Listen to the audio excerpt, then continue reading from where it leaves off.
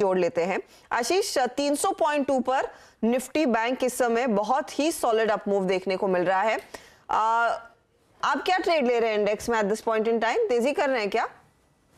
Good afternoon Harshita. तो देखिए, index का तो हम सच कोई स्पेसिफिक ट्रेड नहीं कर रहे हैं, बट एक चीज बहुत इंपॉर्टेंट है कि 200 डे मूविंग एवरेज टूटने के बाद 17,000 का एक बहुत ही इंपॉर्टेंट साइकोलॉजिकल सपोर्ट जोन को बाजार ने रेस्पेक्ट किया है और वहां से थोड़ी रिकवरी आई है। तो मेरे हिसाब से हो सकता है, और जिस तरह से आप देख रहे हैं कि बैंक निफ्टी कंट्रीब्यूट कर रहा है, आप देख रहे हैं काफी स्टॉक्स के अंदर में, लार्ज कैप के अंदर में आज बाइंग है, चाहे टाइटन हो, बजाज फाइनेंस हो, फिनसर्व हो, एल&टी, एक्सिस बैंक जैसे स्टॉक्स के अंदर रिकवरी आ रही। तो हो सकता है ये रिकवरी आपको 250-300 की ट्रेजेक्टरी में जाते हुए देखने को मिले। बट जैसे भी राजेश कह रहे थे कि ये ट्रेंड अभी बहुत जल्दी डिसाइसिवली चेंज नहीं होगा, तो एक शॉर्ट टर्म पुल बैक हो सकता है, बट बाजार को डिसाइसिवली अप ट्रेंड में जाने के लिए एटलीस्ट 17,500 के स्तरों को क्लोजिंग बेसिस पर क्रॉस करना होगा। तब तक मुझे लगता है ये एक तरीके का एक शॉर्ट कवरिंग या पुल बैक रैली के तौर पर इस मूव को देखा जा सकता है।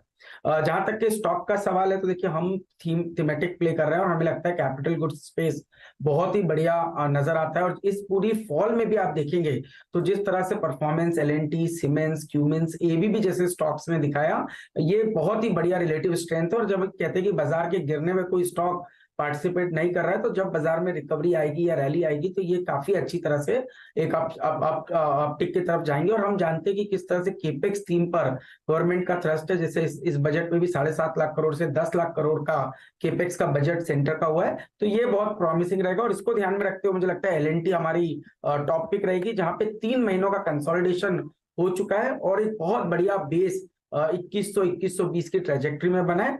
तो मुझे लगता है जिस तरह से पैटर्न बन रहा है उसको देखते हुए जल्दी new fresh all time high, जो कि 2300 रुपए के पिछले ऑल टाइम हाई बने थे, उसको क्रॉस करता हुआ इवेंचुअली एल&टी का स्टॉक देखने को नजर आ सकता है। एक डिस्क्लेमर के तौर पर ये स्टॉक हमारे कोर पोर्टफोलियो में, एपेक्स स्ट्रेटेजी के पोर्टफोलियो में हम होल्ड करते हैं। तो बेसिकली आप कह रहे हैं इंडेक्स में तेजी इतनी आसानी से आएगी